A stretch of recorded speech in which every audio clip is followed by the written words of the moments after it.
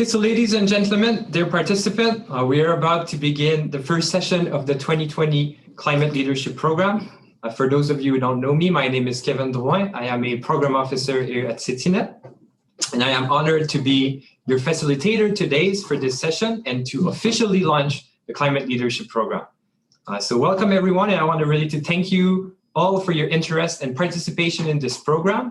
I'm glad to tell you that we have already well over 100 registered participants for this session and the subsequent one. And I can see from the list of participants that there's a lot of familiar faces that we have the chance to work with through our various activities at CityNet, but I can also see that there's a lot of new people that might not be so familiar with what CityNet does. So I would like to first really briefly talk to you about CityNet. So we are an association of cities based here in Seoul, the Republic of Korea. And we are representing urban stakeholders across Asia, including over 160 members, mostly cities, but also various urban stakeholders. We specialize in capacity building activities. Today's event is a good example of this, but we also provide more concrete solution to urban issues. So with this in mind, the three sessions of the Climate Leadership Program will help you, city government official and other urban stakeholder, to address pressing issues regarding environment and climate change. So I think we are all aware of the environmental issues that we're facing, and I think the pandemic of COVID-19 has only reinforced and highlight even more how urgent it is to take significant actions. Some of the latest example of this are obviously the raging fire in the coast of the US.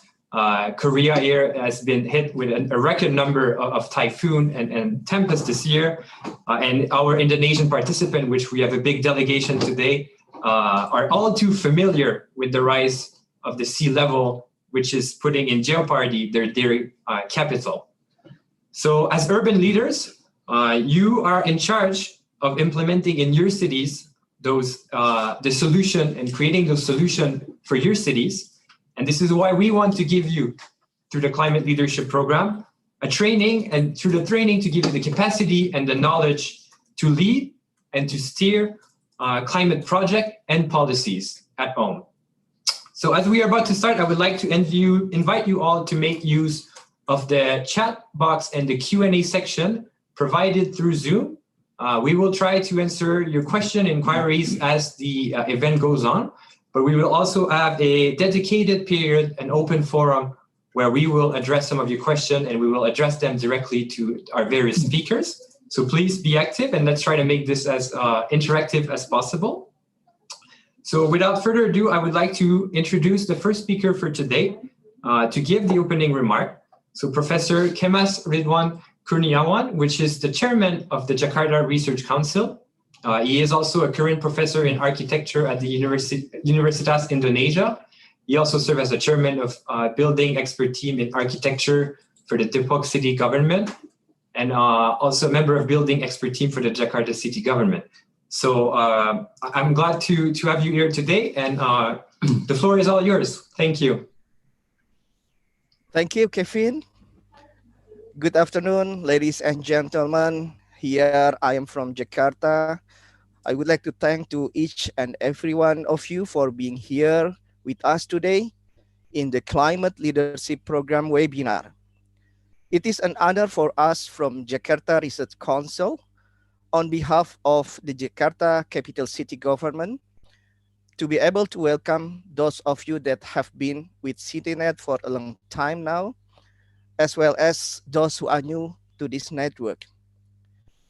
This webinar program is hosted together by CityNet and the Jakarta Capital City Government. Therefore, at this important moment, let us express our gratitude to Mr. Geun Hyung Yim, CityNet Chief Executive Officer.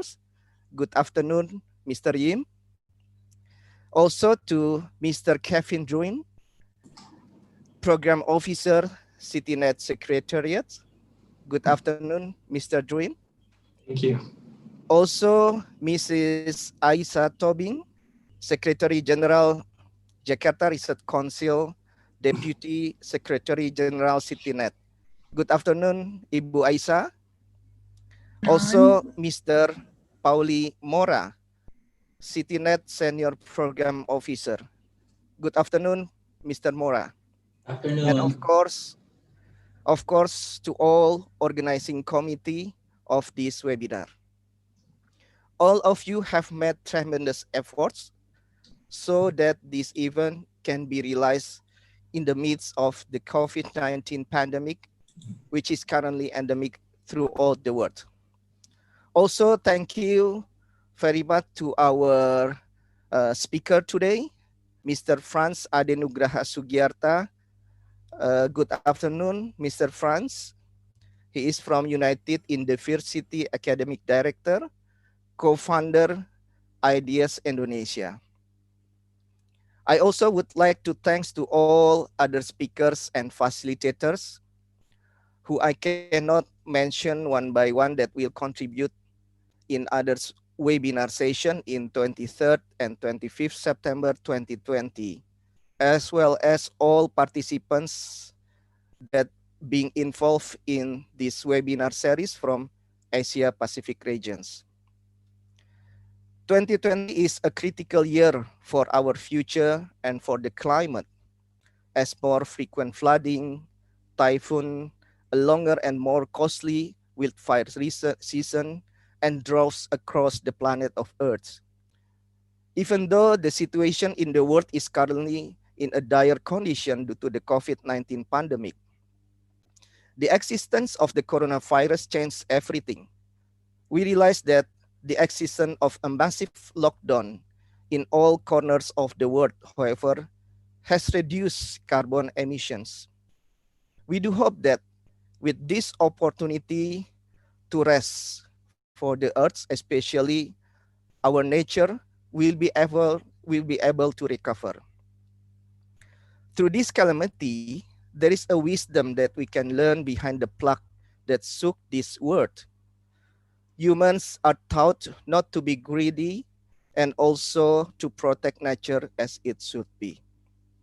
I am very happy and fully support this webinar on climate leadership programs because it is in line with its very noble purpose, which is to increase the capacities of climate change practitioners in the Asia Pacific with the end view of helping them transform their communities while addressing impacts of climate change.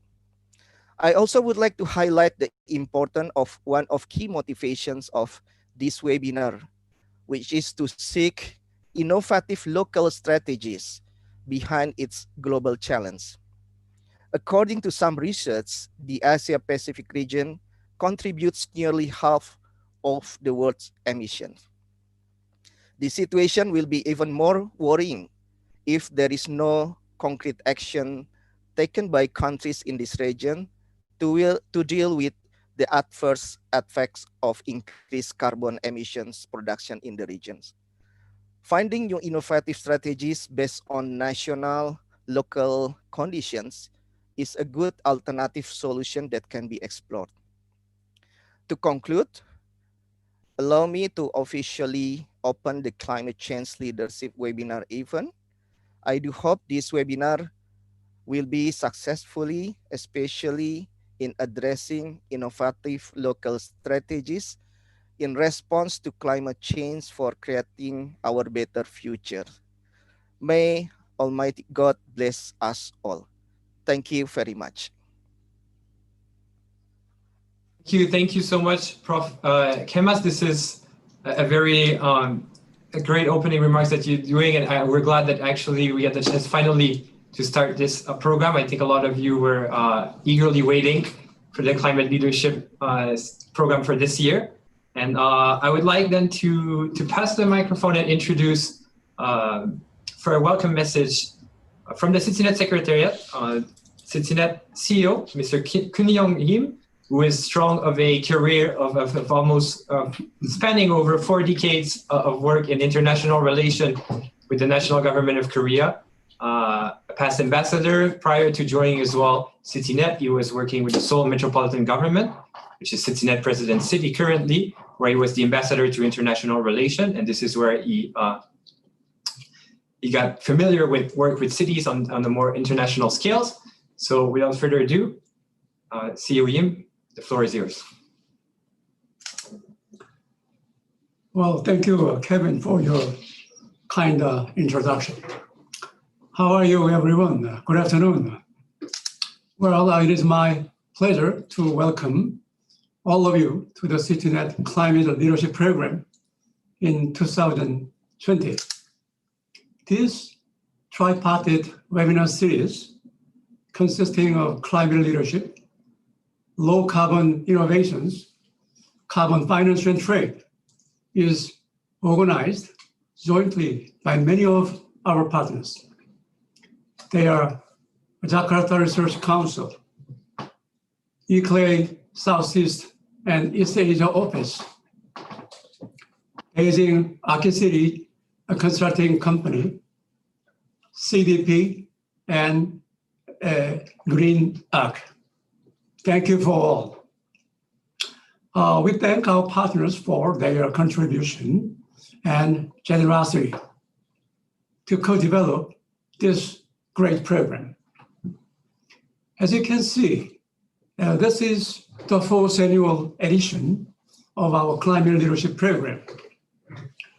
Since 2017, our CityNet members in Indonesia, so to speak, Jakarta City and Denpasar City, have successfully hosted our Climate Leadership Program, bringing our local climate change advocates and practitioners from all over Asia and the Pacific.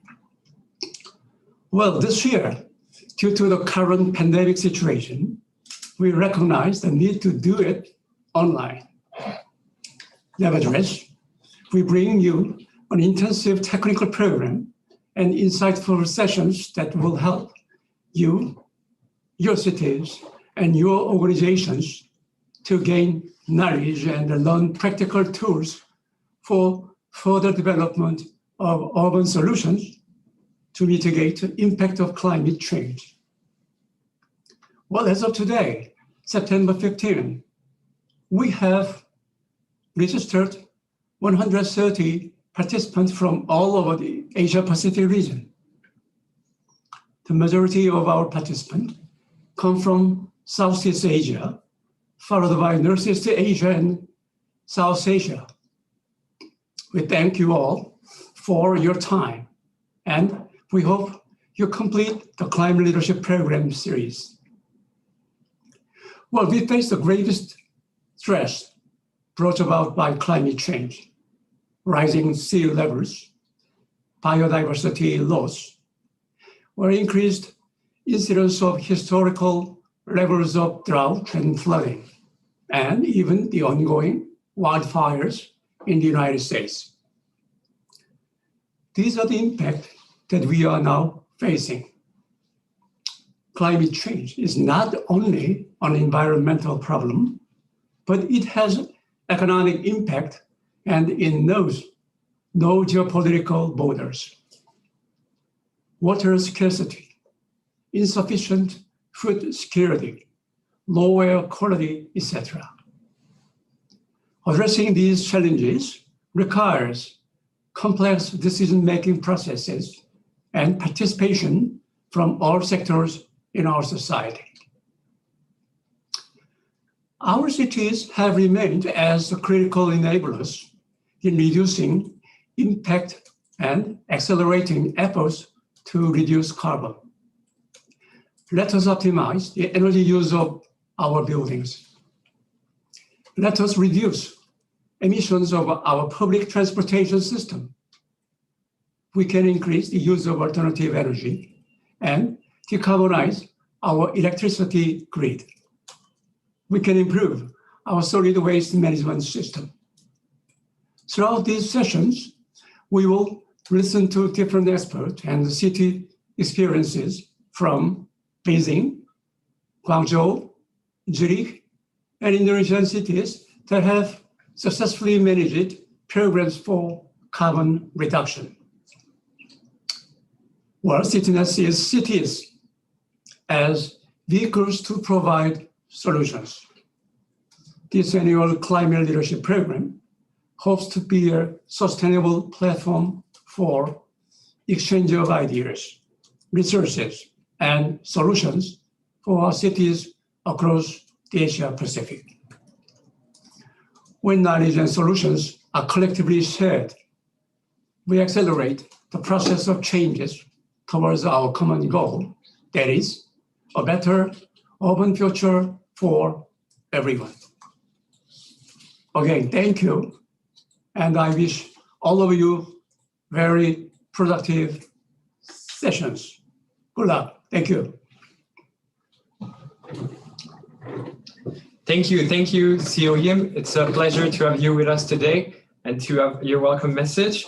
Moving forward for a special message in the keynote speech of this climate leadership program and for the climate change cluster, I would like to introduce Mrs.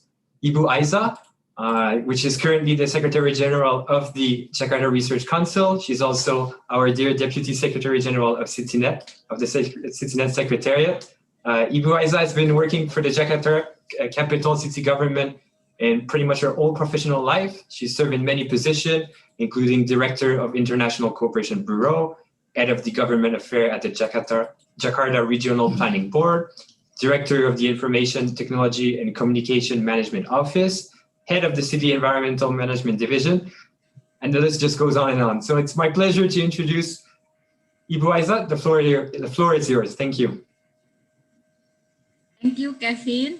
Thank you, Mr. Yi. Thank you, Professor Kemas, Pak Franz, Pauli, and others participants, and also the speakers. Thank you, all of you, to make it happen, to make this happen. So let's start.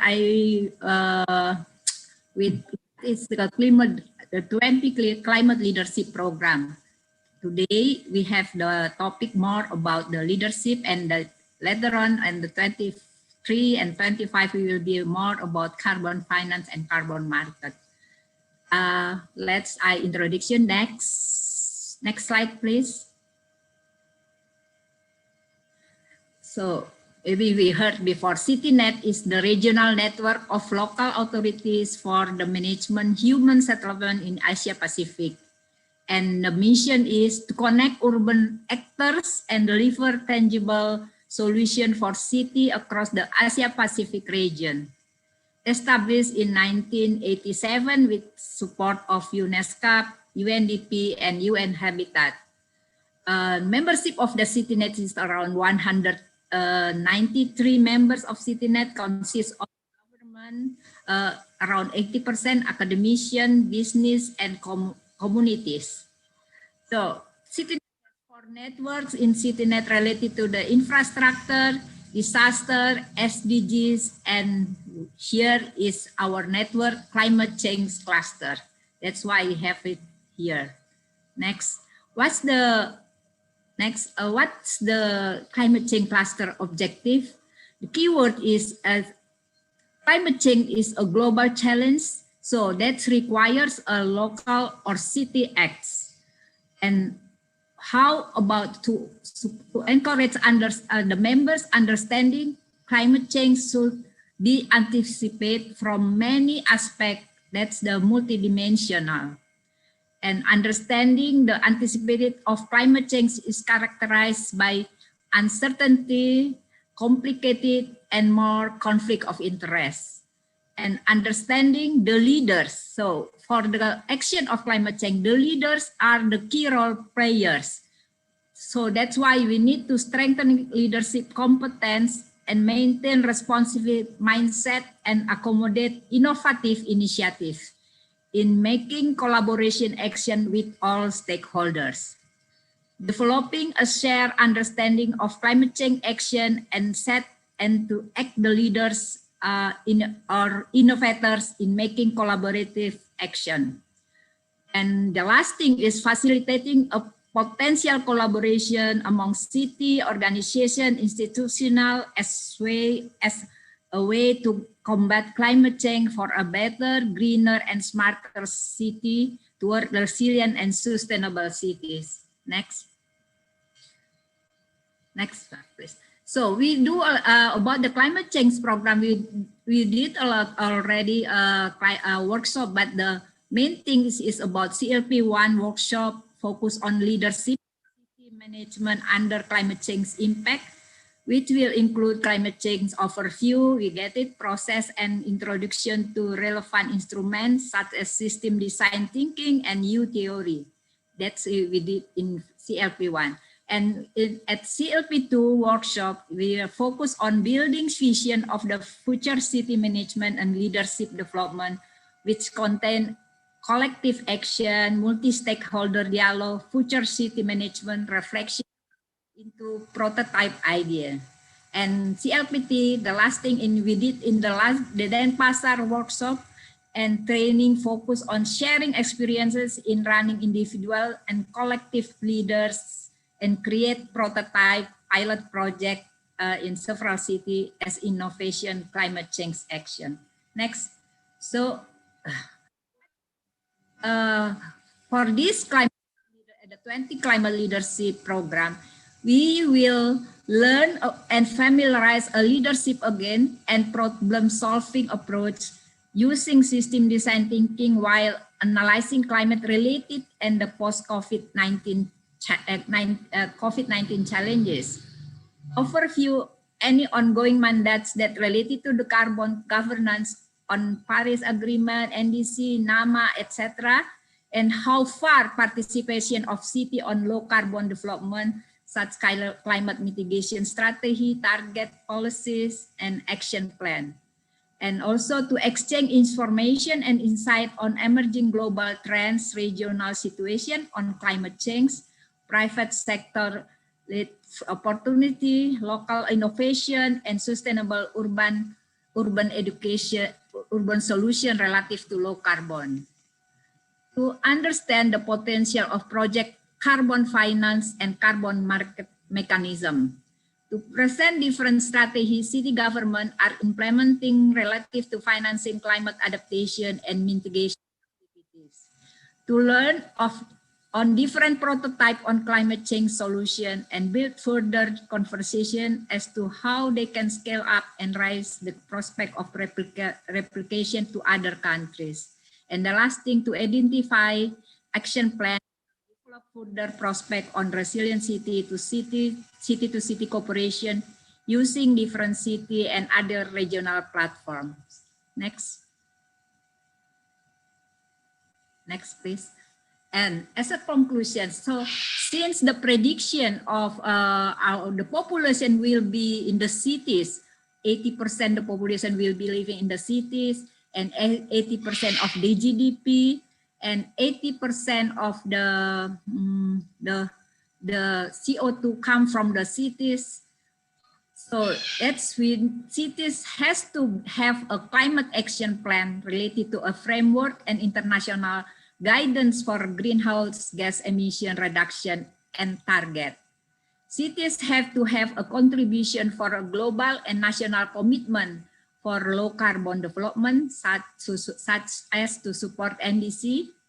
Cities have to formulate policy, instruments, roadmap, model, tools, and target related to climate change mitigation and adaptation.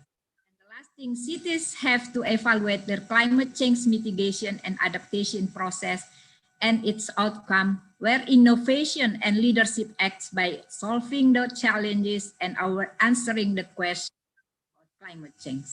Thank you.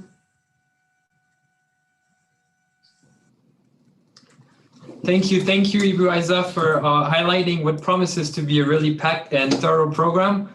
I want to personally also thank you for being, I think, what is everyone could agree as the backbone of the climate leadership program throughout the years.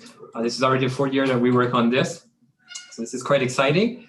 I would like now to turn the camera over to my colleague, CityNet Senior Program Officer, Mr. Poli Mora, for a general orientation of the participant and some basic house rule of how this program is going to be carried out. So Mr. Mora actually has been spent the last 10 years working in, prior to joining CityNet, spent 10 years working in a national city network in the Philippines, where he was supervising regular and foreign assisted program and project that focus on urban development. Without further ado, Holly, the floor is yours. Thank you. Thank you, Kevin. Okay, since I unmute myself, or I'll just exit, right? Okay, so good morning, good afternoon to everyone, and welcome again to our climate leadership program. So I'll be presenting to you sort of a general orientation for our participants, because we'll be actually seeing ourselves in the next like two sessions more for this program. So it's very important for us to have this kind of expectation as well for all of you. So next slide, please. So this is going to be our first session. We'll have our second session on Wednesday, September 23rd, and then we'll have our last session on September 25th. And I wish you can complete those programs.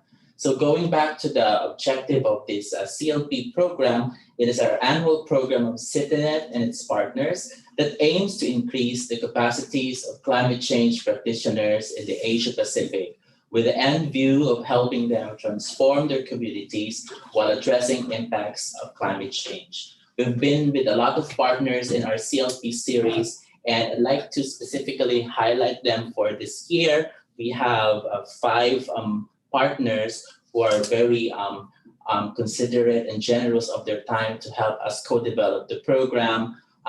We're with we were with CDP, Jakarta Research Council, ICLAY Southeast Asia and East Asia, Beijing Arki Consulting Company, Greenac, our local partner in Indonesia. They've helped us to develop this program, and thank you for them. And later we'll recognize them one by one. So going back to CLP, it's an activity, it is a peer-based exchange of best practices of both innovative, international and local climate actions. It provides the regional platform for further knowledge exchanges of practical tools and tried and tested processes for the development of sustainable urban solutions to mitigate impacts of climate change. Next slide, please. So some of you are not really CityNet members based on our quick look on the registration profile. So let me just again introduce to you our network. So CityNet is an international city network comprising city governments, urban stakeholders, and corporate sectors. We have currently 163 members across Asia Pacific region. We've broken it down to 107 cities, 53 organizations, and 3 corporate members. And we're more than 30 years old already as a city network, and we're one of the pioneering city networks. And we're actually holding this webinar. We're based in Seoul. The secretariat is based in Seoul, and SMG, Seoul Metropolitan Government, is our current resident city. We have different activities. We do it for the whole year round. We provide sustainable learning platform among our members through customized capacity development, localized workshops, city-to-city cooperation, and both regional and local projects with partners. And then we advocate city-level issues in global-level discussions and influence both global and regional policy deliberations. We also enable policy, technology, and technical knowledge transfers among our members. So for those who are not members of CityNet, we encourage you to consult with your city government, with your principals, with your supervisors. You can visit this link that we're showing here. It's all there. There's a lot of description how to become a member. And we accept membership applications whole year round, but we encourage to submit for those interested before 4th quarter of each year in time for deliberation and approval from our executive committee. So that's our organization. So going back again to CLP, Ivo Ayes has already mentioned this, the objectives of this program. I won't repeat it anymore, but we're actually seeing a lot of knowledge exchanges, problem-solving approaches, and then information exchanges and the different best practices. We will expect that in the next 3 sessions that we're having. Next slide, please. So currently we have, as of yesterday, we have like 131 registered participants, but as of September 11, we have 126. And as you can see in the slide, most of you are coming from Southeast Asia, and then the next are coming from Northeast, and then the third one is coming from South Asia. And we did a general profiling of our participants, and most of you are working for urban policies, plannings and programs, specialist officers at your city government. And most of you are involved in climate change adaptation and mitigation program.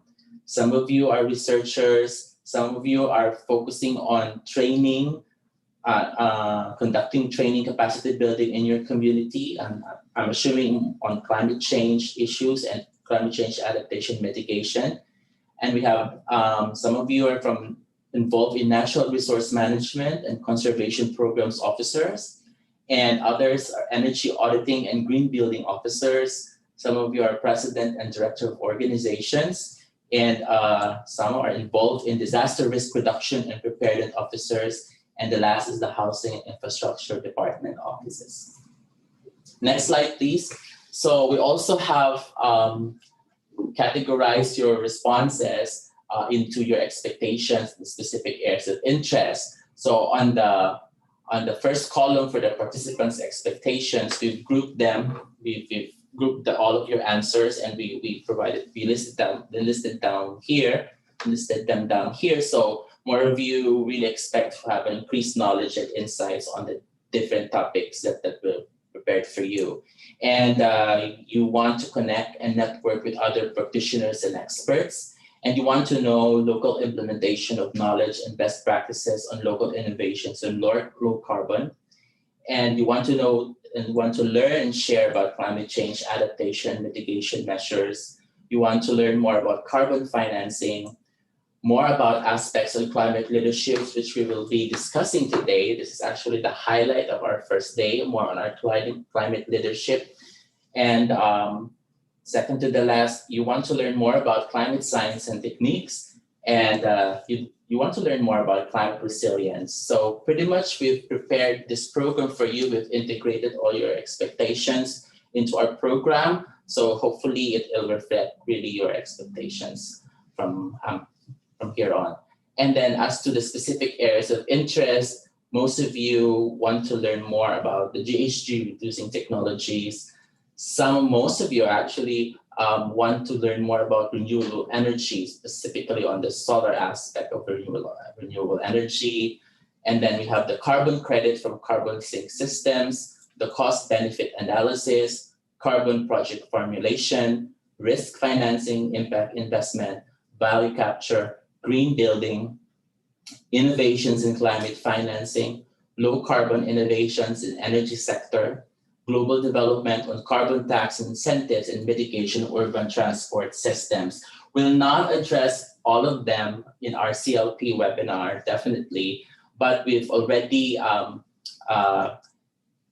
gave already this list to our resource persons, so they can actually integrate most of your areas of interest into their discussion. So rest assured that we've already informed, and we really expect that most of these areas of interest will have to be integrated into the presentations of our resource persons.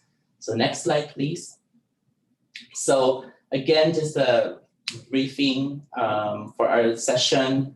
I'm starting today, and then we'll see you on Wednesday, September 23, and we'll have our last session on next Friday, September 25th.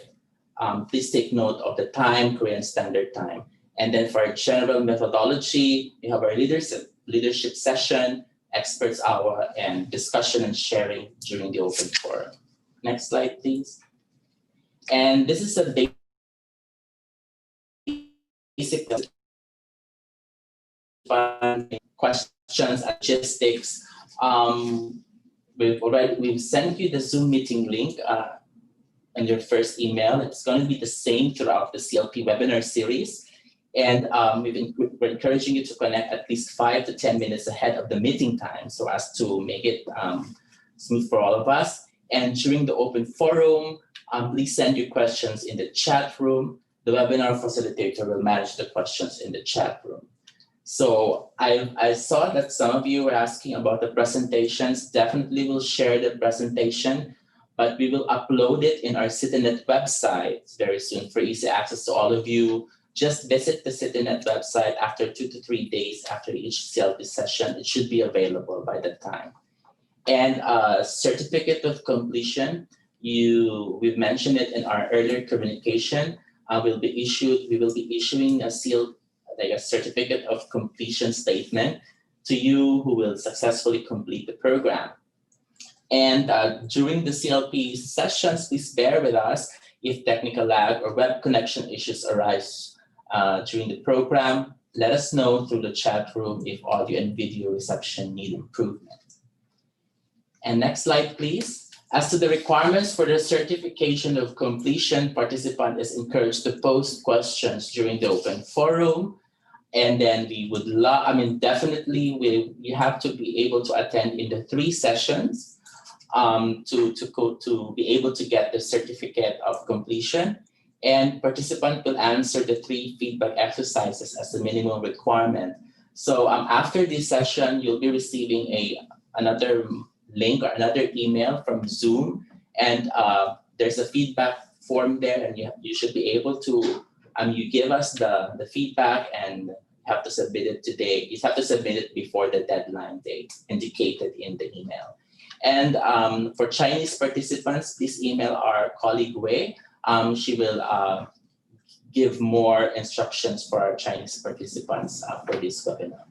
So next slide, please. So that's it for me. So we really look forward to having a productive session for today and for on Wednesday and on Friday. So thank you. And Kevin, can you take the floor? Thank you, Paulie. This is much appreciated. I hope that this gives all the participants a good overview of what they can expect throughout this program. And I hope they're quite as excited and eager as us to learn more about these issues and to come out of this program more ready to implement climate project and policies in their own cities. So we're getting to the core of today's first session. I would like to introduce our main speaker for today, who's going to be giving a leadership sessions on the transformational leadership in a digital world and in this new normal of, I guess, COVID-19. I'm glad to introduce Mr. Franz Sugiarta, who is going to be our main research speaker today. He's the academic director of United in Diversity and the co-founder of Ideas Indonesia. So Franz has completed the Elias Leadership Program at MIT, Sloan School of Management, and he's focusing his interest in learning organization. He's a lecturer, coach, mentor, and he has been doing this for a wide range of participants, including youth and to practicing leaders in many organizations in Indonesia and globally. He's also a certified Theory U facilitator from the Pre-Sensing Institute USA. And I think this is especially relevant as today some of those theories will be included in this presentation. So without further ado, Franz, please, we can start the presentation. Thank you so much. Thank you so much, Kevin. Distinguished top leaders from the CityNet, Mr. Yim, the CEO of CityNet, Mr. Pauli, Mora, Ibu Aisa, Tobing, and Kevin, and of course Professor Kemas from Pemprov DKI and also from UI, and to all beloved participants of the Climate Leadership Program, wherever you are. Thank you so much for having me this afternoon, and I hope for the next 30 minutes or so, I could share with you some of the areas around leadership that I've been kind of like focusing in the past 15 years. And I hope my goal is at the end of the sessions that all of us, or all of you, will come out with more questions and answer, because then without those questions that you will have more energy to explore the more of the blind spots that we are experiencing today in our society, the blind spot that needs to be addressed with a new capacity of leadership in many areas. So the topic that I will share with you is about transformational trisectors leadership. And with trisectors, what I mean by trisectors is government, business, and civil society. So for the past 15 years, I've been working on the area of complexities. I love complexities. I don't like complicated. And one of the interesting area that I notice is that we are in short of new instruments to make sure the much stronger participation, especially from the private sectors, in giving solutions or participated in developing and engineering and creating what I called SOS, sustainability oriented solutions. So, therefore, in the past 3 years or so, I've been also part of the movement of better business for better world, because what I personally believe, what is still missing in the development of sustainable solutions is the strong participations of private sectors from business. And therefore I'm also part of the group who created movement for promoting blended finance of the green bond and the blue bond. So creating new instrument, financial instrument as well, as such that it will be appealing and palatable for business sectors to also get involved.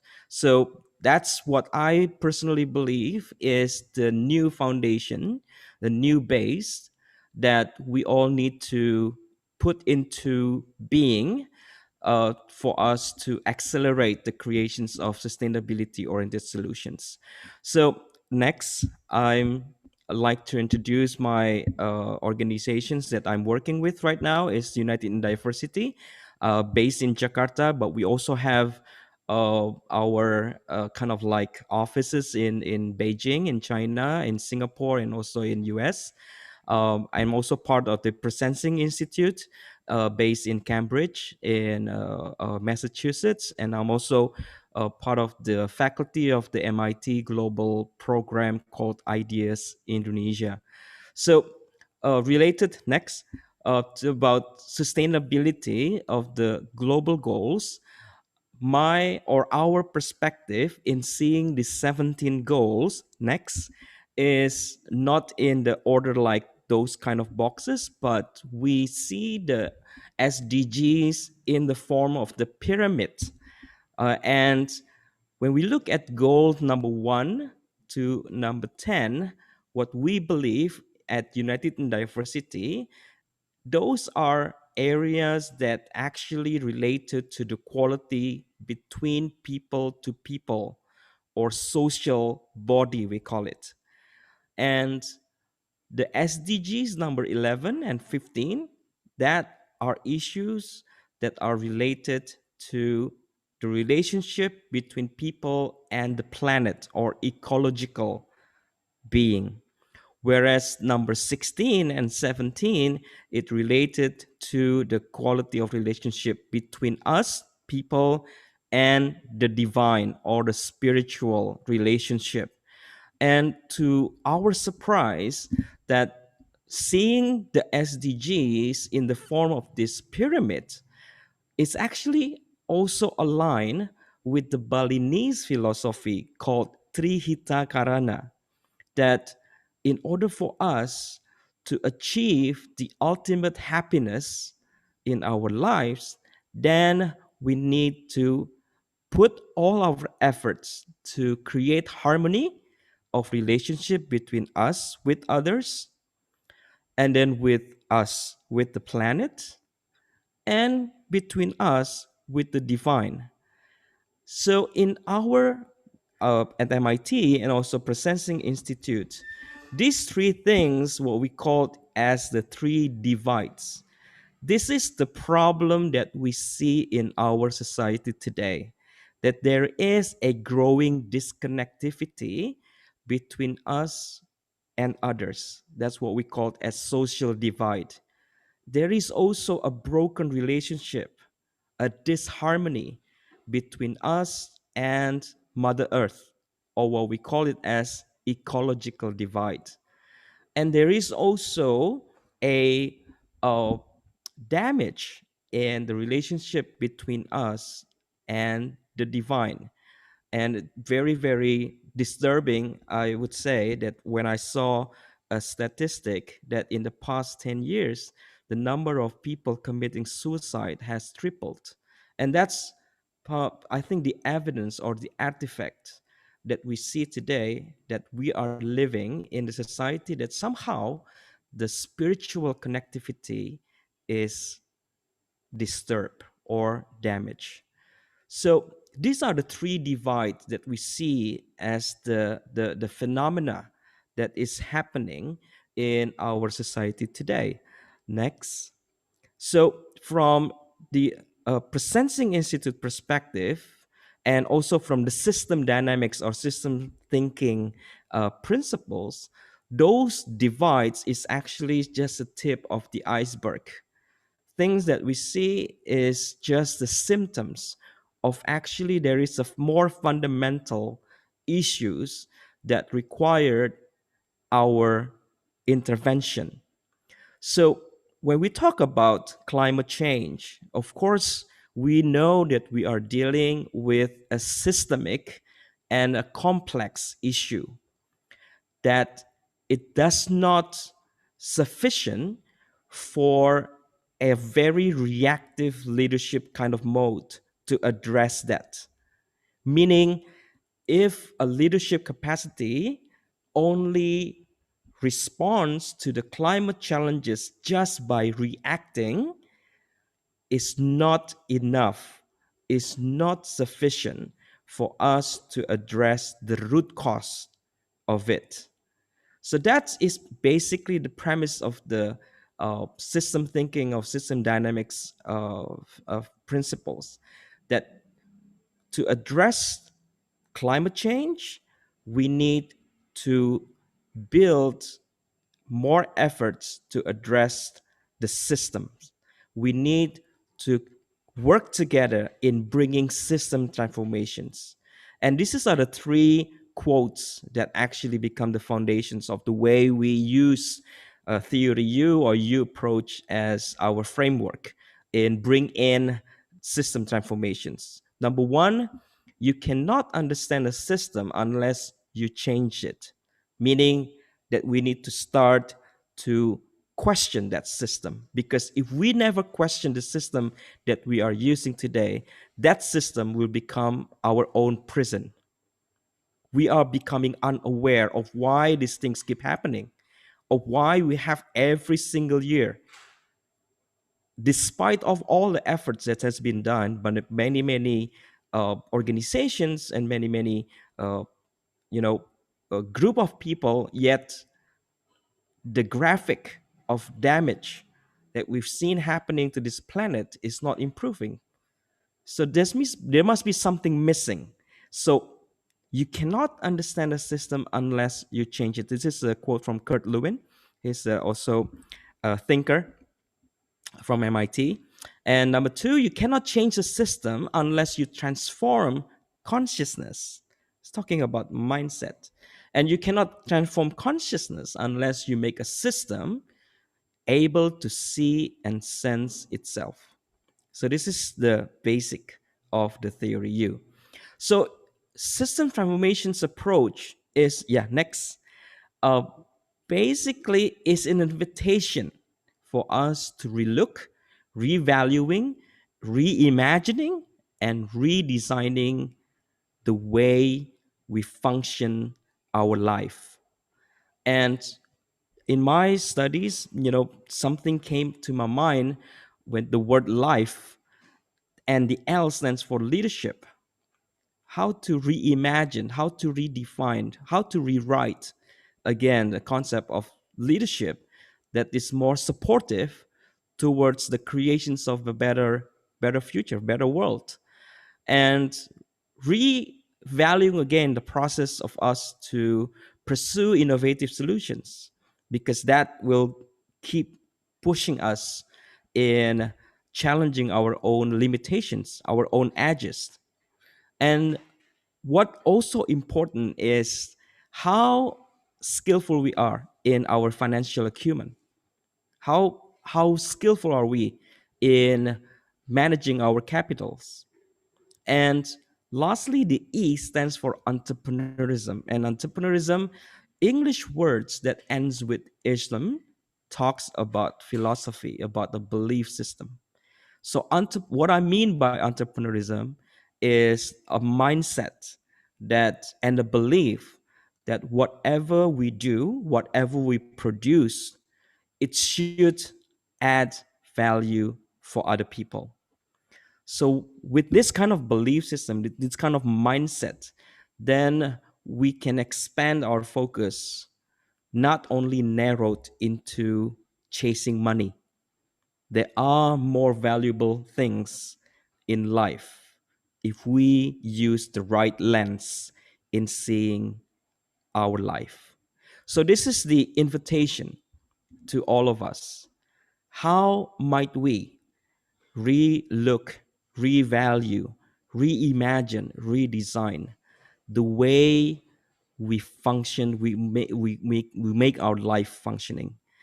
And when we talk about leadership, innovations, financial, and entrepreneurship next, so this is the focus of uh, the work that I've been doing for 15 years. In terms of leadership, what I believe is needed to support the creations of sustainability oriented solutions is a capacity, what I call transformational trisectors.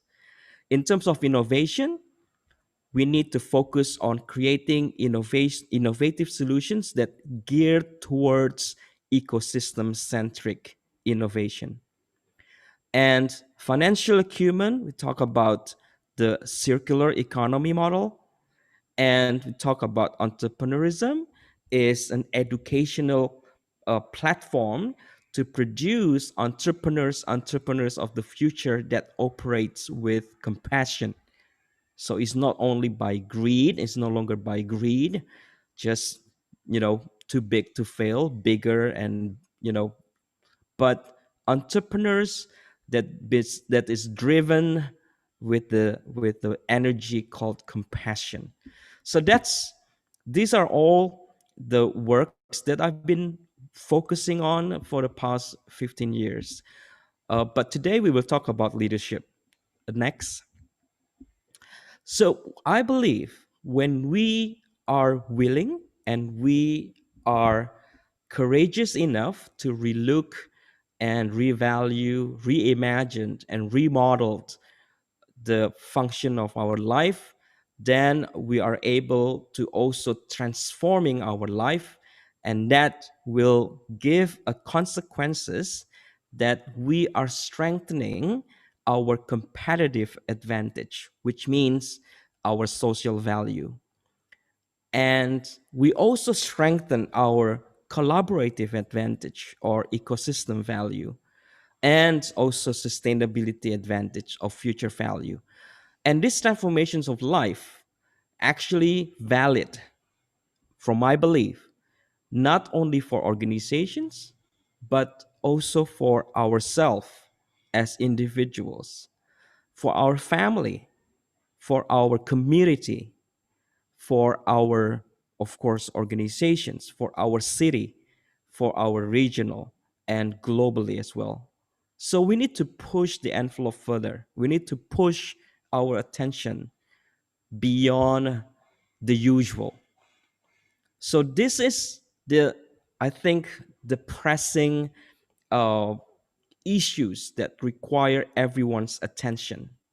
And next, what I mean by leadership on transformational trisectors leadership concept, there are 5 areas that require our attention in expanding our leadership capacity.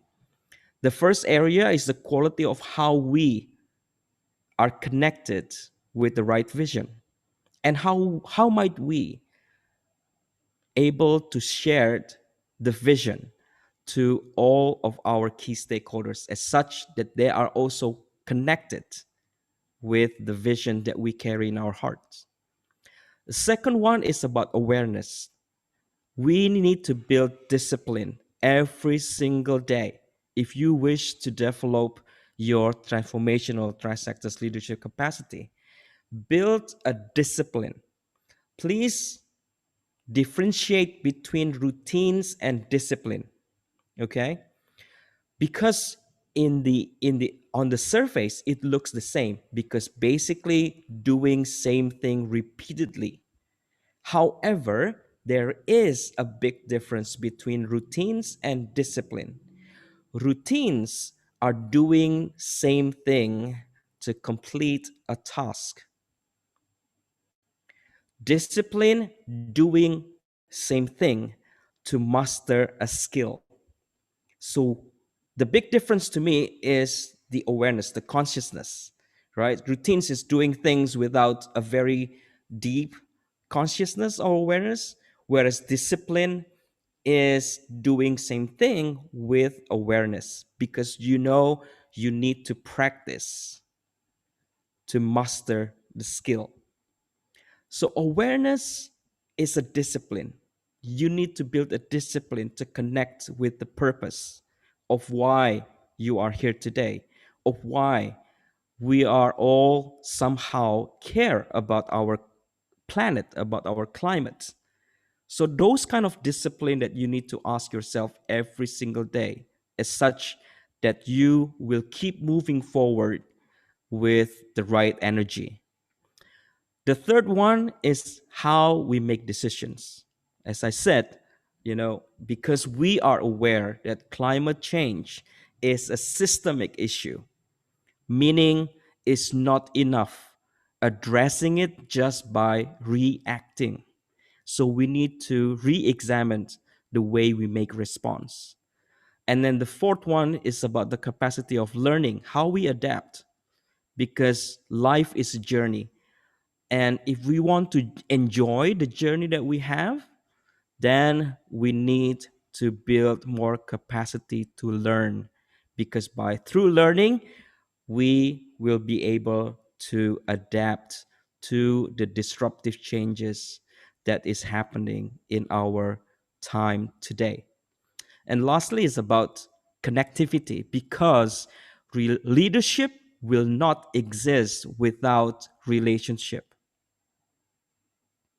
I repeat, leadership will not exist without relationship. So we also need to re-look and reimagine how we build relationship and connectivity with the stakeholders of the system. Next. So by having this capacity of transformational transactors leadership capacity, we hope that all of you will become the partners. I don't like to call it agent. I like to call ourselves as transformational partners in helping all of us to be able to move from our stuckness, right? Because the biggest gap today is no longer about not knowing and knowing. The biggest gap that we are facing today, it's about knowing and doing. So a lot of people knows about so many stuff, yet we somehow get stuck. We are not able to uh, implement what we know. We somehow are stuck in the same old, same old. So my hope, when people are exposed to this transformational transactors leadership capacity and willing to learn, expanding his or her capacity in the leadership, I am hoping that all of you could be the strategic partners for community, for organizations, for society, to be able to move from our stuckness. In terms of awareness, we need to move from being stuck from the egocentric model to the ecosystem centric model of awareness. In terms of connectivity or relationship, we need to also start pushing ourselves to move from the transactional relationship to transformational relationship. And the way we make decisions, we need to also move from reactive to creative generative. And in terms of learning, moving from only focusing on the head to a more holistic capacity of learning, which means integrating and cultivating the intelligence of the head, the intelligence of the hands, and the intelligence of the heart. By head is about know what, hands is about know how, and heart is about know why.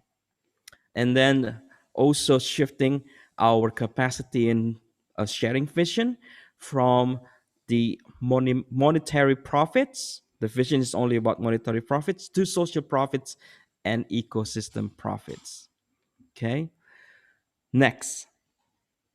So I like to close with this one. So if we wish to become partners for system transformations, we need to then also elevate and upgrade our leadership operating system.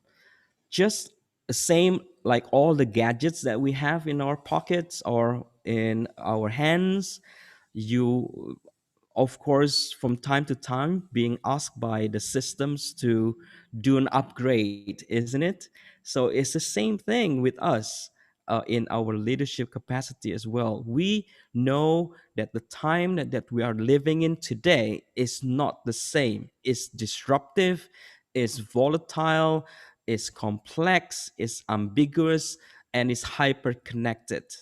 So that's if you wish to function well in this new environment, that means our leadership capacity, the way we run our leadership also required an upgraded operating system.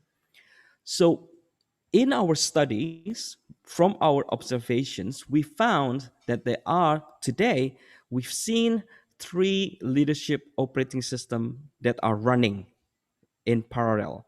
Next, so I like to share with you all the three operating system. The first operating system is supportive towards the existence of status quo. That operating system, we call it as downloading or habitual way of responding or business as usual. That is the first operating system.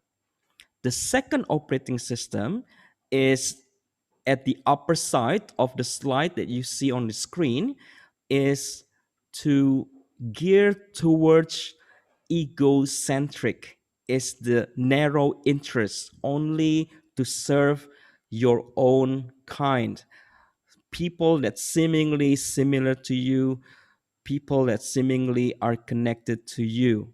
So this is the second operating system. And leaders who are using or operating using this operating system, usually the narrative is very divisive. Okay, let's build the wall. Let's make dot dot dot great again. Those kind of like narrative. It's actually uh, bringing more into the inequality, right? Blaming others, and this whole thing is because of that country, of that group of people. They're all bad people. We are the good ones. I think you recognize leaders who are operating with this operating system, right? It only using the closed mind. So the instrument that they are using is closed mind, just looking at their own ideology and ignore facts, and they will put all those kind of things are hoax, science are hoax, right? Denying facts. And then they will also activate the closed heart to throw hatred comments or hatred narrative, and then close will. So this is a second operating system that we've seen, and it will serve more towards the egocentric kind of like situation.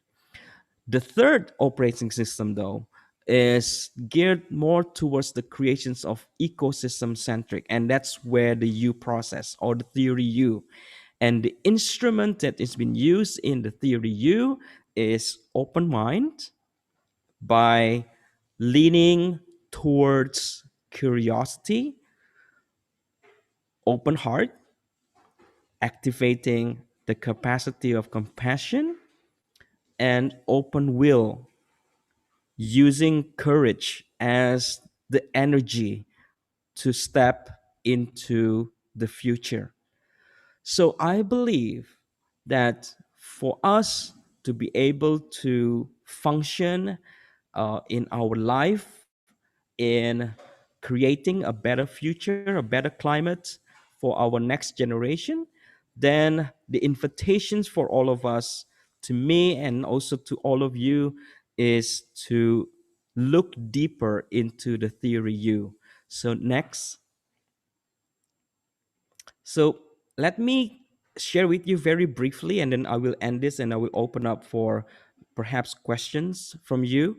So, theory U, there are five movements in theory U in general. So, the first movement is seeing. Well, let me start with this. So, theory U is powerful as a framework to address systemic challenge or systemic problem. Do not use theory U in addressing operational or day-to-day kind of like problem, because you will lose momentum. So reacting is not bad, but you need to know when to react. Okay, to me, reacting is needed for operational purposes. So leaders all over the world, when I have conversations with many leaders from many sectors, actually there are two things in their mind from my observations. Number one is stability, and number two is growth. So for stability, you need the capacity to react quickly, because you need to put things back on track. But reacting is not sufficient for growth. Okay, so growth, if you wish to challenge, and you wish to generate and engineer innovative solutions, then we cannot do it just by reacting. So the first step is understanding that you are facing a systemic problem. So when you know that you are facing a systemic problem, and by systemic problem, it's a problem that has historical data, it has a pattern. You can tell from the fact and from the data that you have that this problem is having a pattern. It keep coming back in certain cycle. So, meaning there is a fundamental issues underneath things that you see with your physical eye, meaning that you need a different process to address it. So, suspend your reactiveness and then start using theory U as the framework to approach this systemic challenge or problem. So five movement in theory U. The first movement is seeing. It's a shift of capacity in leadership from looking at the ordinary to see the extraordinary.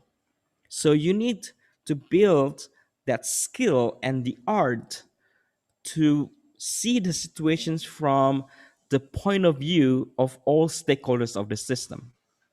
That's what it means. So the art of improved inquiry, I call it, designing learningful questions instead of judging things very quickly. Okay.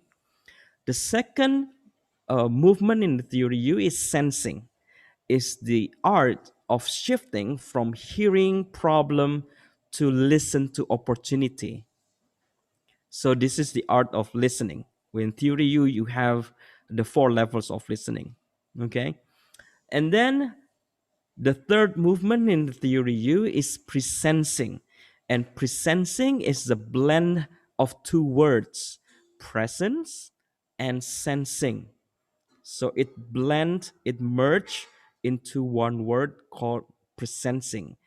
Is the art of moving from doing to being. And here in the presencing, we are reconnecting again with the two fundamental questions to unlock creativity. And the two questions are, who is myself? And if you notice, the self is with capital, meaning the self of us in the future, not today, not yesterday, but our future self. Who is myself? How do you see yourself 10 years from now? What would you like to see? How would you like to see yourself contributing into the future that you envision? And the second question is, what is my work? And work here again also with capital, meaning things that we are designed to do much greater than what we are doing today. Okay? The presencing. And then the fourth movement in the U, once we are connected with who is myself and what is my work, then from that abstract vision, we need to start creating a model of it. And this is the shift from thinking to creating. And this is mastering the art of prototyping. And then lastly, the fifth movement is co-creating. Co is collective creating. So shifting from creating to serving, to produce and generate value for other people, the art of collaborating. How to integrate these new things into the system that we are using today. And you will come out, when you use the theory U as a framework, as the master to start igniting transformative actions through creative generative capacity. So that's my proposal about transformational tri-sectors leadership to all of you. Um, I think, I hope, again, these presentations could intrigue your curiosity and provoke your thoughts of examining and relooking and reimagining and redesigning your own leadership capacity as you are standing in the front line in safeguarding our planet, safeguarding our climate, as such that the planet become a more livable place for our next generations. So with that, I conclude my presentation for this afternoon, and I return back to Kevin. Thank you so much for the opportunity. Thank you, Franz. Honestly, I'd like to say that it was an inspiring speech and presentation. And I think I'd like to put this, if you allow me, a little bit in the bigger context of our climate leadership program. Maybe some of our participants wonder why we thought it was important to have such a leadership perspective on it. And I think it's important to change our perspective on how we see current issues, right? We have to transform ourselves to be able to transform our organizations as well. And what we wanted to do, dear participant, today with you by having this presentation on leadership was to give you the mindset where it's going to be possible for you in the next two sessions to receive all of those new ideas about carbon financing, climate actions and climate policies, and to be able to see what is being done elsewhere. And with this new mindset in mind, you'll be able to maybe take more out of it and implement it better within your own cities. I think I just want to highlight a few key points of what you've mentioned, and I think were especially important for a participant. The idea of taking a systemic approach to climate change and to climate actions. This is something I'm sure from your experience, you might agree that we've done some advancement in this in the past, let's say like 5-10 years compared to the extreme silo approach that used to be done in more government in the past. But I think there's still a lot more that needs to be done. And as you mentioned, problems are complex, but they don't have to be complicated, right? So I think we can all work across the different departments that we are in to solve those climate issues. And I think that's the only way we can get to this point, because as you said, reacting is not enough. Yep. We need to take the long-term view on this. Yes. I think some of the question we're gonna open the floor for the forum. So as we already received some question in the chat and the Q&A. So thank you to participant. We will be addressing them now. But I invite you, if you do have additional question and comments, please do so, and we will try to address them as the open forum goes on. Yes. So, Franz, the first question I would like to highlight, which also overlaps with the thought that I had, is could you give us some example of concrete step that some of those our participant government official can take at their office to make some of those changes and to implement this related to climate action more specifically if possible? Because as I think maybe some of us might think this is quite a theoretical approach that is important to have, but if we want to bring it to a bit of a simpler on my day-to-day life, how can I apply some of those concepts? Thank you. Sure, thank you. Well, in my experience and journey working with quite a lot of government officials in many countries as well, my suggestions would be, number one is, and this is very practical, is to transform yourself first. And by transforming yourself first, number one is try to observe the language, your habitual language, your habitual words that you are using in building connections with the stakeholders, because the language that we use actually also a representative of the way we think. And we are, I think today, highly need a more transformational words that could make us unstuck. For example, when we frame it as a problem, right, it will affect our mental model. And when we keep using the word problem, unconsciously, we are trapping ourselves into the blaming game because no one wants to be blamed. Who created the problem, right? So that's what I think of some practical tips from the experience I had. So number one is try to challenge the language that you use for yourself and with your team, and how you also communicate with your key stakeholders. Try to find an alternative words that could propel more energy for taking steps towards system transformations. Okay, we are all products of education system that was actually built with the mindset that is very industrial, very mechanical. A machine is broken, fix it. Right? That's not how nature works. Right? You can be a very skillful farmer, but the farmer cannot instruct the seed to immediately grow. It will grow on its own time. There is season for everything. Right?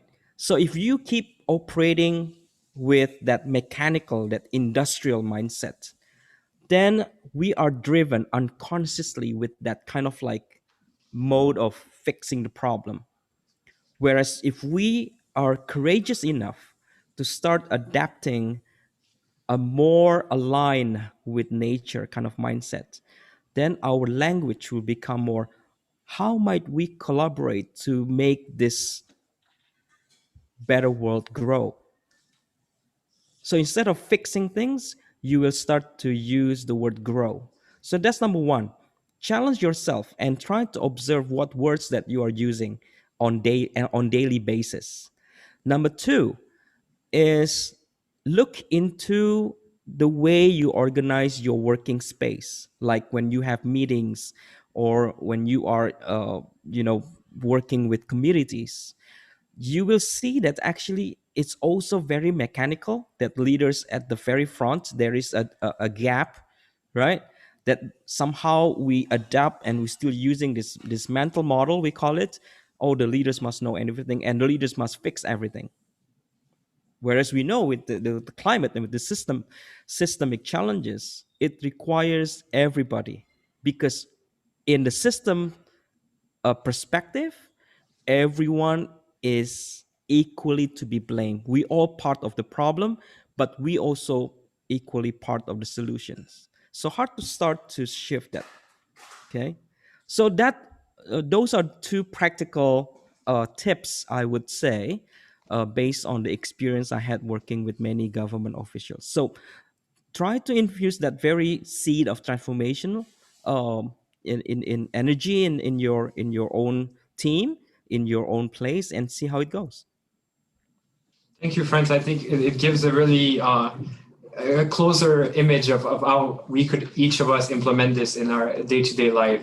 I think some of the participants, among others, I think are wondering maybe how we can bring this back to climate issues. So maybe if you had some, I don't know, like concrete example from your experience where you work with some leaders, some cities, or some private sectors where they've really applied this to get to a result, taking a project or new ideas in climate change, climate issues that they at first seem maybe, I don't know, impossible to do, but they managed to implement it through these kind of leadership approach that you're promoting.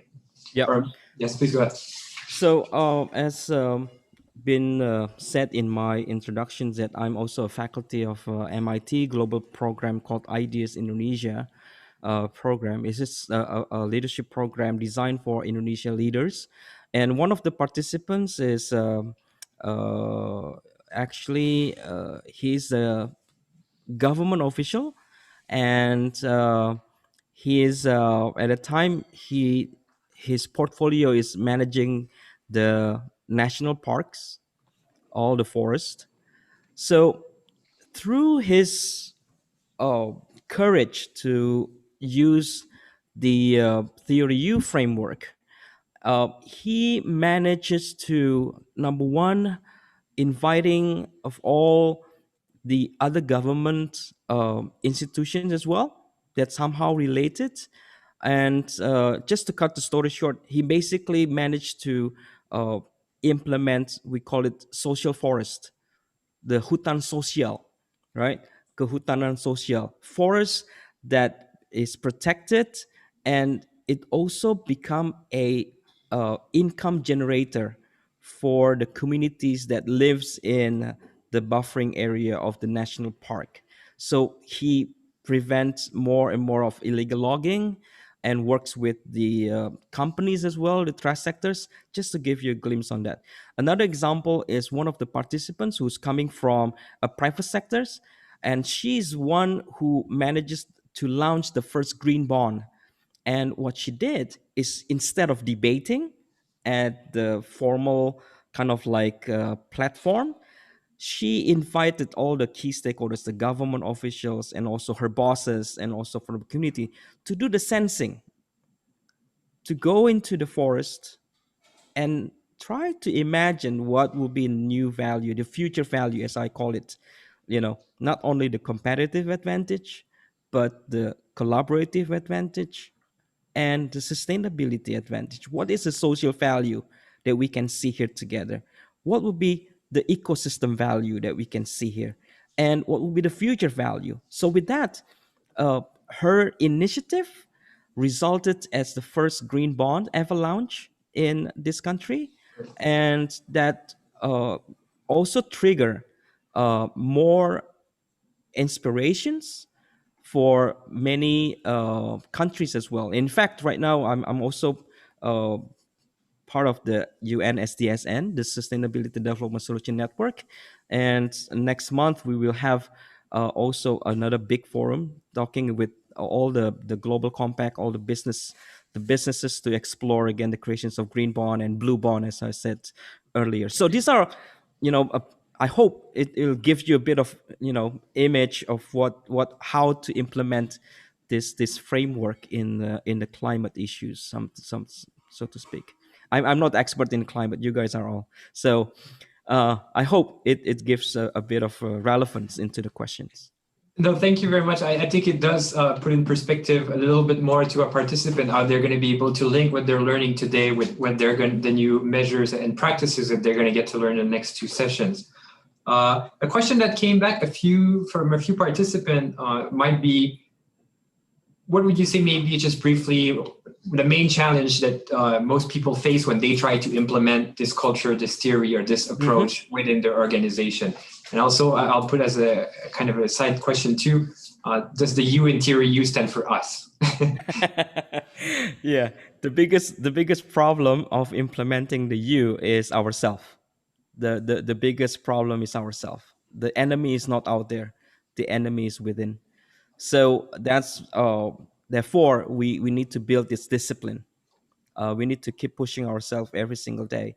And why the U? It's because of it derives from the systems thinking, system dynamics principle. Again, because things that we see with our physical eyes are all symptoms. So we need kind of like framework or steps to be able to look at the deeper aspects of the problems that we are facing, how to create more access for us to connect and to see the fundamental problem of the challenge that we are facing. And therefore, somehow when I talk to Otto is the inventor, the conceptor of the theory use. I said, Otto, why you use the U is because of that process. And I think that also reflects as well how we as leaders need to take into account that process of breathing, looking at the deeper aspects of things that we see with our physical eye. And I think the art for us as leaders, as I said today, is how to shift from looking at the ordinary and see the extraordinary, shifting from hearing problems to listen to opportunities, shifting from talking blah blah blah, wasting time, to speak with conviction, speak out of the belief that this is possible for us to create together, and shifting from doing to being. And that requires the activations of the heart intelligence. Great, thank you. I think that doesn't respond the question quite well. One other point that we might want to, or I think that's unavoidable that we need to address at some point is obviously the current situation with the pandemic, with COVID-19. How would you say actually that this has changed leadership? I know it's quite early in the process and it's hard to evaluate at this point, but how do you think, maybe just your personal opinion on how this will change how we implement leadership, and maybe could you give us some cues on what kind of opportunities for our leaders, those government officials, they might have in climate issues and climate policies and whatnot to showcase maybe their leadership even more, or take the lead with this moving forward? Sure. I think the pandemic is actually, before the pandemic, we are in the process of shifting the format of our society from a creative economy society to digital economy society. So we are actually, before COVID, we are in the transitions towards that. And COVID accelerates the arrival of the digital economy society. So this is the next normal that we have to adapt, I think, in the few coming years or decade or so. Number one is the fact that we need to build skills to manage big data. Okay, that's number one. And when we talk about big data, we talk about the 4 V's: volume, velocity, velocity, and veracity. So we need to understand to select certain data that is more valuable for us, not getting trapped into the paralysis analysis kind of like situation. So that's number one. So how to build that capacity in our leadership to cope with next new normal is, to me, is the principle of presencing, to build discipline, to keep asking ourselves, who is myself and what is my work. Okay, the rise of the learning machines. Last week, my friend sent me an article written 100% by artificial intelligence, right? A robot is writing an article at The Guardian.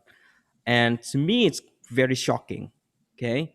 I know it because I've seen it at MIT basically, but now coming out to public, and at MIT, we've been experiencing or experimenting with this artificial intelligence since 10 years ago. And we've been building this teaching assistant using artificial intelligence for years. And many students didn't know that actually the teaching assistant is not human, is basically machine. And they keep rating, the best teaching assistant is the machines, right? So now the technology is also shifting from artificial intelligence to intelligence augmented, and from intelligence augmented is shifting also for intelligence expanded. So things that we've seen also with Sophie as the first android robot who has the citizenship is the model of what we call as intelligence expanded. So these are the things that we also need to put attention. If you wish to become a human being that is relevant in and be able to function and operating in this digital economy society, that means we need to build that capacity to imagine things, because creativity came out from the skill to imagine things. Okay, so that will be the second part. And I think the third part as well, the form of governance will be changed as well, from good governance to dynamic governance. Okay, so how to create policies that is not lacking behind of the dynamics that we are experiencing today. So that would be, I mean, I can talk for hours about this, but I'm aware about the time, and I hope these are the things that is kind of like relatable to the questions that you ask. Perhaps some other times we can explore much more deeper and giving you more, examples of things that I've seen happening in many, many parts of the world. Sounds good. Thank you so much. I think we, if it's agreeable with you, we can go a little bit over the open forum time for a few more minutes. Sure. We do have a lot more question actually coming Sure. in. I think people are quite interested in the topic, so that's a good sign. Sure. I love questions. I think you're pretty good at answering them. That's the reason I'm interested. We got some question about, let's say, a lot of our participant or government official in a variety of departments, but they do have to report or try to convince maybe local or even national level of taking those changes of climate issues and climate change, but even in terms of transformational leadership. So how can you actually bring this to maybe the next level, even like in your organization, if you're not let's say at the very top of it, right? And also how do you maybe try to create this culture, this approach with people that are reluctant maybe to take it on? Right. My suggestion is, number one is mastering the art of prototyping. Okay. From system perspective, we know that every system has its own immune system, right? And that's a very natural response when a foreign object is trying to penetrate a certain system. The first reactions of the system is to reject it. Okay. People love changes until it has come to their own backyard that they have to change themselves. So introduce changes in small prototypes. Okay, that is the art of bridging between knowing and doing. Okay, that will be the first step. Okay, and I think number two, again, we know that leadership and culture are two sides of the same coin.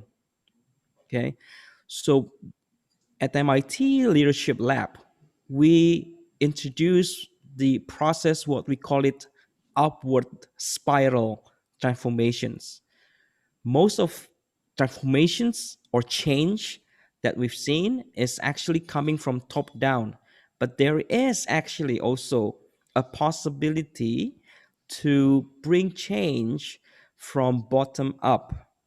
And that is related to, again, looking at the strategic acupuncture point in the culture.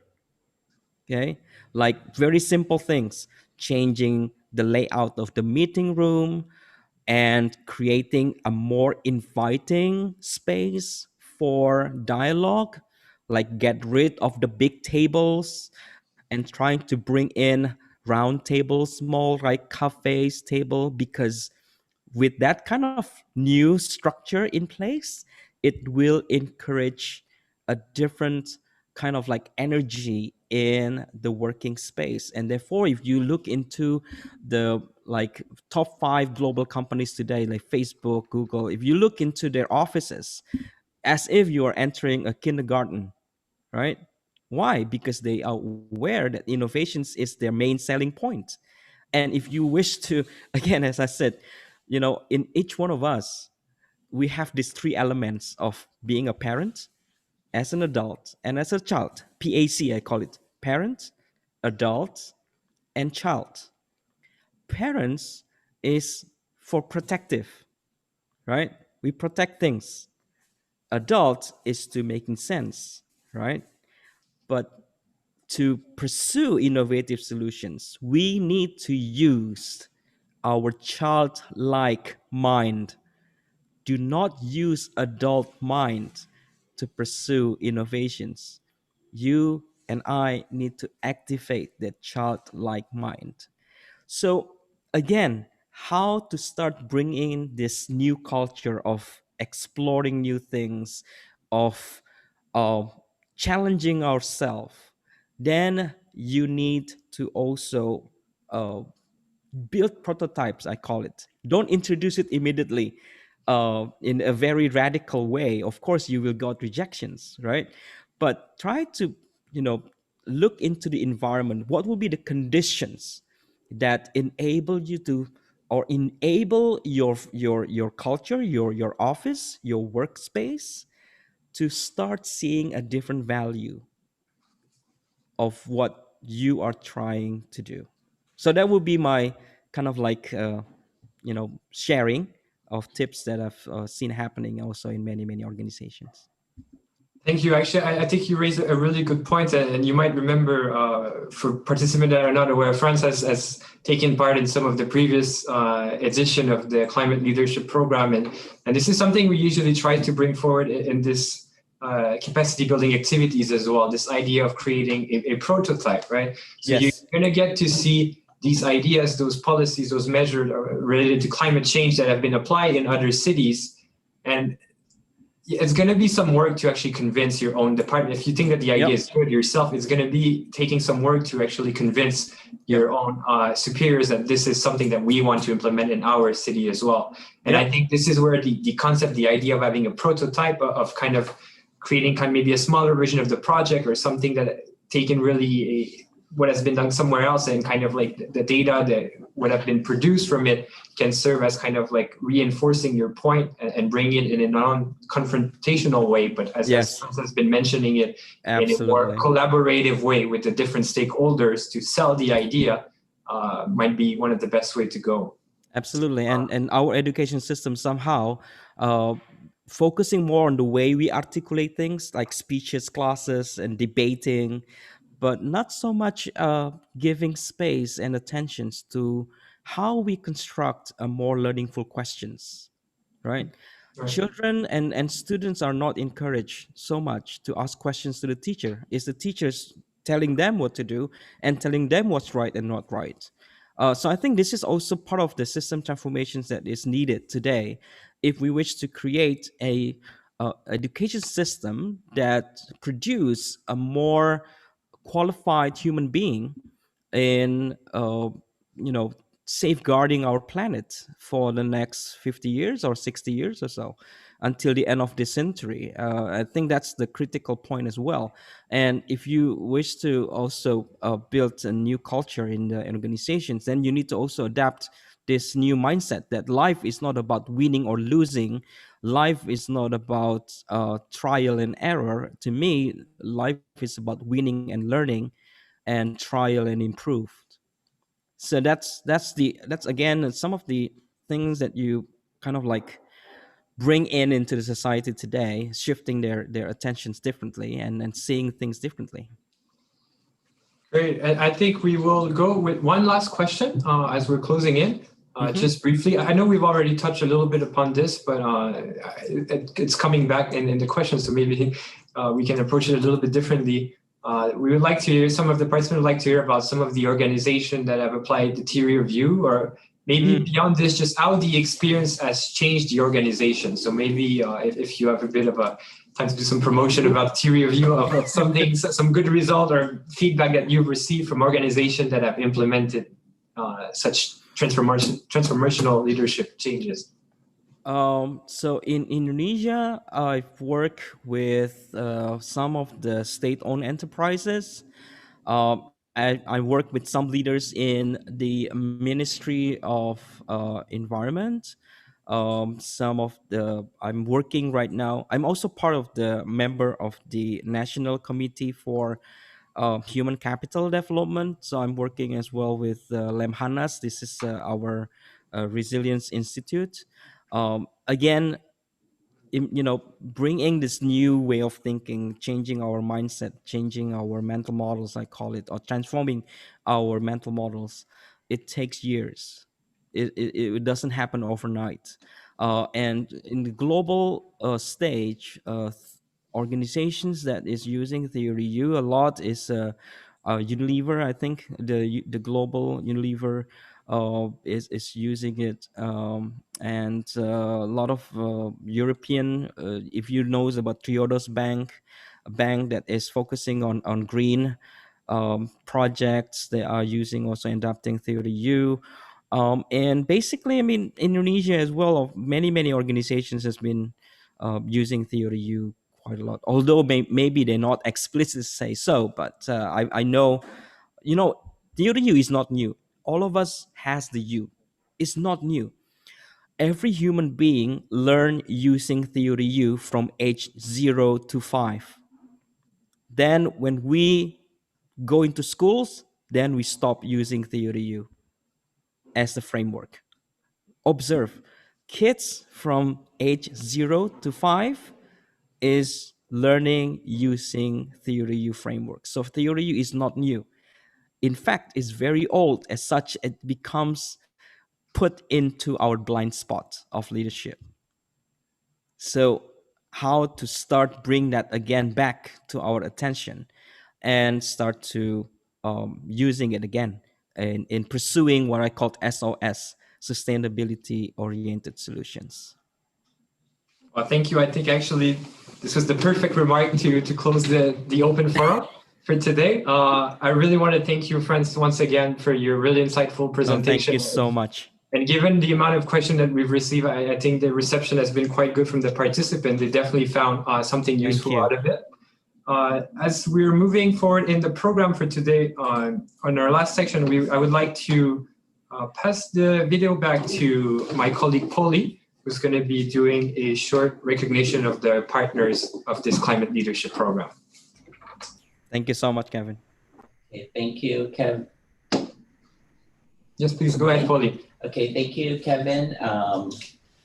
Thank you, Franz. I mean, it's been really a pleasure always listening to you, and I look forward to having you more in our future sessions in CityNet. So thank you again. So let me just give you some recognition.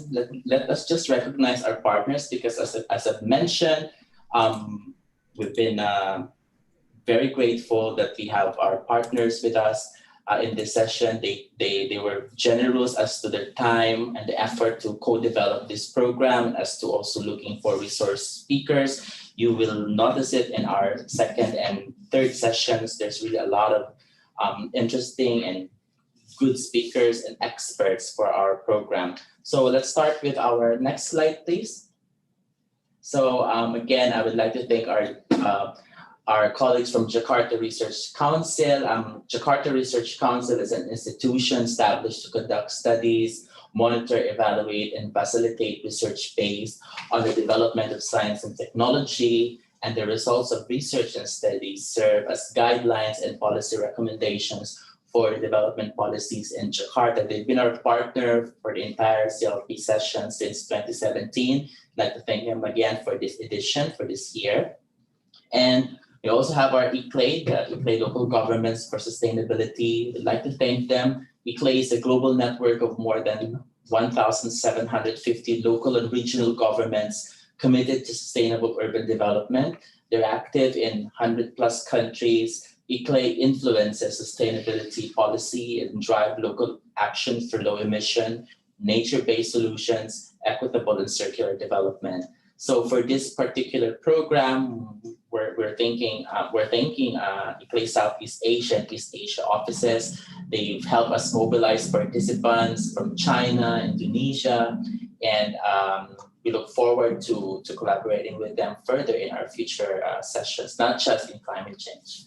So next slide, please. So we also have our partner CDP. CDP is a not-for-profit charity that runs the global disclosure system for investors, companies, cities, states, and regions to manage their environmental impact, risks, and opportunities on climate change. You'll be hearing more of them on session 2 by Wednesday. And we have our partner based in Beijing, in China. Beijing RE City Consulting is a multinational professional consulting firm founded in 1999. The firm is dedicated to promoting the process of globalization of urban development in China and is one of the largest intercity networks in China. And last but not the least, we have GreenAct, our local partner in Jakarta, is an institution that was formed inspired by the CityNet climate change cluster activities to accelerate the implementation of green energy and energy efficiency towards low carbon environments. Again, thank you. And yes, the resource persons will be, we'll hear more of them on Wednesday and Friday next week. So Kevin? Yes, thank you, Paulie, for the recognition of the partner. Just before we actually close, I would like to give an opportunity for Prof. Kemas Ridwan Kurniawan to take to the microphone again. You would like to share a message with us. So, Prof. Kemas, the floor is yours. Thank you, Kevin. We would like to ask all the participants to turn on the screen for a moment briefly. And let me convey the news of condolences in connections with the passing of Mr. Saifullah, the Regional Secretary of the DKI Jakarta Provincial Government this afternoon because of COVID-19. We feel very sad and lost for his death as a good and dedicated figure in DKI Jakarta Provincial Government.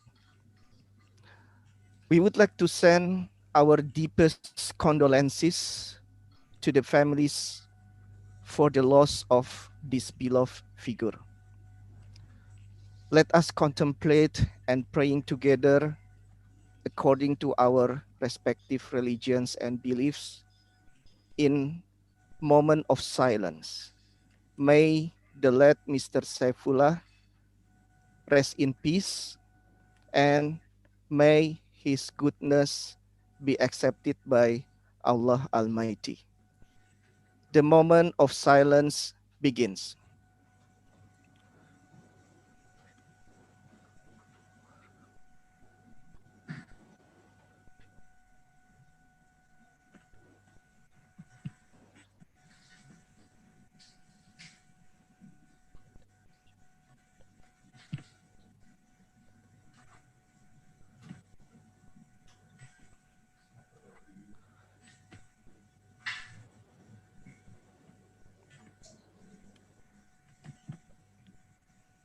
Done. Finish. Thank you. Thank you, Prof. Kemas Ridwan Kurniawan. Honestly, our condolences coming from the CityNet Secretariat. We're extremely moved. It's such an unfortunate news, honestly, to hear this, that this happened this afternoon. especially due to COVID. I think it's a reminder to everyone that we're living in some really difficult time.